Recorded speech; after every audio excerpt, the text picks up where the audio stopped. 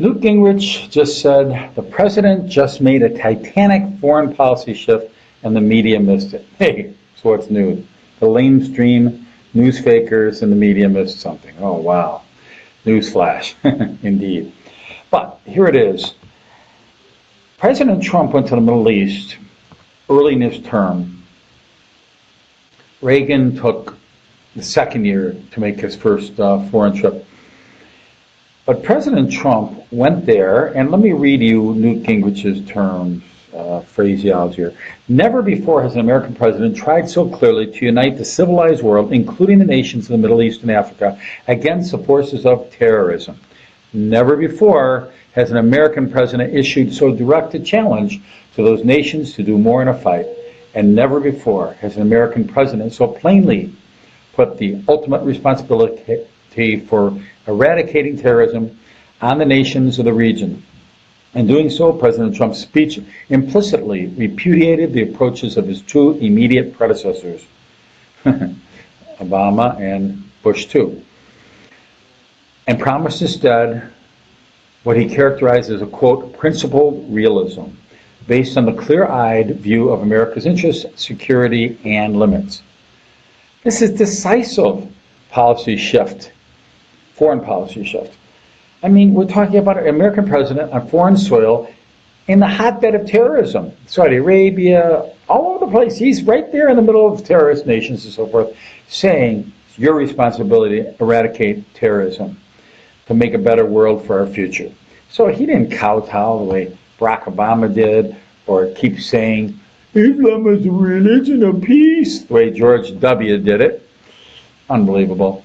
You can say whatever you want to about President Trump, but he certainly has gone farther than most presidents, if not all presidents, in a lot of areas of valor. Has he put his foot in his mouth? Of course he has, haven't we all? Is he improving? Dramatically. Oh my goodness. I've said it before and I'm going to say it again. President Trump is the greatest U.S. president in the history of the United States. Now, before you balk and you say, ha, George Washington, Abraham Lincoln, FDR, think it through. If any of those three, for instance, and I disagree with FDR being one of the top three, bottom three is more accurate, but if any of those three were in the exact shoes of Donald Trump in 2017, in this fine month of May, there's no way they could get anything done, because the news media will not allow a level playing field, because Obama's loyalites, who are spies within the White House, in so many words, keep leaking.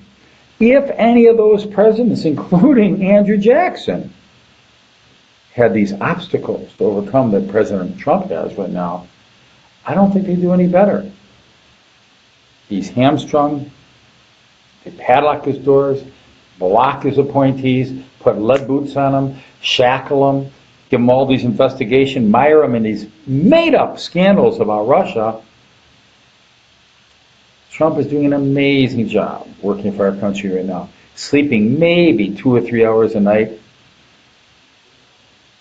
I hear that he waived his salary. Can somebody please tell me if that's true or not? That he's not even getting paid a penny for this? Not sure if that's true or not, but it wouldn't surprise me.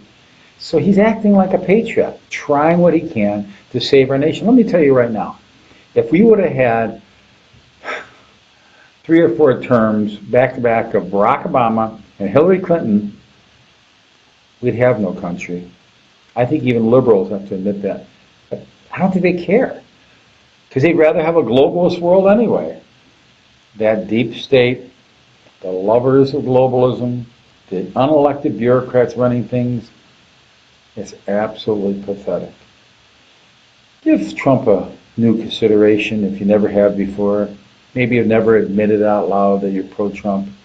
You don't have to agree with me that he's the greatest president in history, but maybe you could just admit to yourself that he's not the worst.